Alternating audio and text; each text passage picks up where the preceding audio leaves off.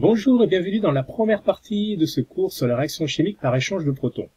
Alors au menu, nous allons revenir sur le pH et préciser un petit peu ce que c'est, parler des acides et des bases, de leur définition et comment ils réagissent ensemble. Et ensuite, on fera réagir des acides avec l'eau pour voir ce qui se passe. Alors qu'est-ce qu'une réaction acide-basique? Prenons un exemple. Voici l'acide nitrique avec, qui est un acide donc, avec OH-, l'ion hydroxyde qui est une base. Alors l'acide nitrique fait partie d'un couple acido-basique, c'est un acide, et l'ion hydroxyde du couple de l'eau, c'est une base. Alors qu'est-ce qui va se passer quand les deux sont en contact? L'acide nitrique va libérer un H+, et la base va capter ce H+. Donc au final, voilà ce qu'on va avoir, l'ion nitrate et de l'eau. Et donc, une réaction acido-basique, c'est un échange de H+, de protons, entre un acide et une base. Alors, nous allons parler maintenant des acides et des bases tels que les a définis un autre chimiste danois, Johannes Brønsted. Pour lui, CH3COH est un acide, parce que CH3COH peut se transformer en CH3CO- plus H+, c'est-à-dire qu'il peut céder un H+, c'est-à-dire un proton, un ion hydrogène. Donc, pour lui, un acide, c'est une entité qu'on va noter AH, qui est capable de céder un H+, et donc de devenir ce qu'on va noter A-. Une base, c'est exactement l'inverse. C'est une entité chimique qui est capable de capter un H+. Donc CH3CO-, qui est capable de se lier avec H+, pour donner CH3COH, est une base. On va noter la base souvent A-, comme ceci, plus H+, qui donne AH.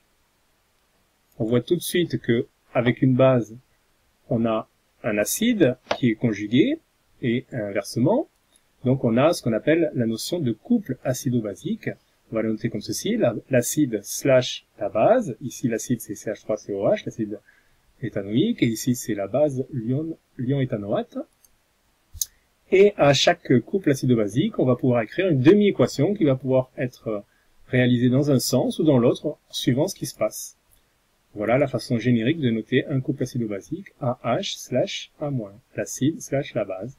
AH peut se transformer en A- plus H+, ou l'inverse.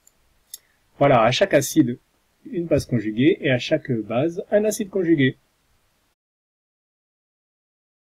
Et puis, deux couples très importants avec l'eau. Dans un des couples, l'eau est une base, dans l'autre couple, l'eau est un acide. Donc l'eau fait partie de deux couples acido-basiques.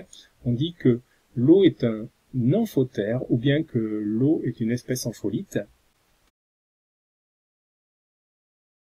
En fait, l'eau fait partie de deux couples acido-basiques. Donc l'eau peut capter un H+, pour se transformer en H3+, ou donner un H+, pour se transformer en OH-. Donc en fait, quand une molécule d'eau rencontre une autre molécule d'eau, l'échange peut se faire. Et ça se fait en fait.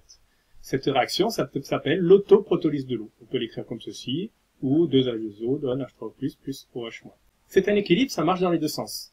Et donc, pour étudier ce qui va se passer, on a besoin d'une constante d'équilibre, qui sera pas Ka cette fois-ci, mais Ke comme l'eau, hein. Et ce Ke vaut la concentration de OH- fois la concentration d'H3O+. La concentration d'H2O n'est pas dans les constantes d'équilibre, parce que H2O est le solvant. Cette valeur de la constante d'équilibre, elle vaut 10 puissance moins 14. Et cette constante s'appelle le produit ionique de l'eau. Bien sûr, on définit aussi le pKe de la même façon qu'on avait défini le pKa, hein, et la valeur du pKe de 14. Alors, si on prend de l'eau pure, dans de l'eau pure, il n'y a que de l'eau, H2O, a priori. Mais non, en fait, il va y avoir aussi des H3O+, et des OH-. Mais tous les H3O+, et les OH- auront été fabriqués de cette façon-là. Donc, il y aura autant de H3O+, que de OH-. Donc, pour de l'eau pure, la concentration de OH- est égale à la concentration de H3O+. Qu'est-ce que ça nous donne, ceci? Si on écrit le Ke, alors je prends que la concentration de OH- est égale à la concentration d'H3O+, et donc j'ai la concentration d'H3O+ au carré qui est égale à Ke. Et tout ceci va me dire, et va me donner que, en fait, le pH va être la moitié du pKe, c'est-à-dire 7. On retrouve quelque chose que l'on connaît, hein, c'est que le pH de l'eau pure vaut 7. Et ça correspond à, en fait, ce qu'on appelle une solution neutre, c'est-à-dire la concentration d'H3O+ est égale à la concentration de OH-. Pour les solutions qui ont des pH inférieurs à 7, les solutions acides, alors la concentration d'H3O+ est supérieure à la concentration de OH-. Et pour les solutions dites basiques, qui ont donc des pH entre 7 et 14, c'est l'inverse, c'est les OH- qui dominent sur les H3O+. Autre exemple de calcul qu'on peut faire avec cette constante, quelle est la concentration de OH- d'une solution de pH donnée? Par exemple 4,5. Alors on écrit ce que vaut la constante, le produit ionique de l'eau, hein, et on cherche OH-, donc on l'exprime, mais H3O+, on connaît la concentration de H3O+, parce qu'on connaît le pH. La concentration de H3O+, c'est 10 puissance moins le pH, donc je n'ai plus qu'à faire l'application numérique, et je trouve la concentration de OH-, 3,2 10 moins 10 mol, très faible, et plus faible que celle de H3O+, parce que on est dans une solution acide. Vous savez déjà qu'on mesure le pH avec un indicateur coloré, un papier pH, ou un pH-mètre qui varie entre 0 et 14. Plus il est faible, plus c'est acide, plus il est fort, plus c'est alcalin ou basique. Une solution qui a un pH de 7 est qualifiée de neutre. Mais qu'est-ce que c'est que le pH? En fait, c'est un chimiste danois, Søren Sørensen, qui l'a défini au début du XXe siècle. Et le pH a une relation avec l'hydrogène. Ça s'appelle le potentiel hydrogène.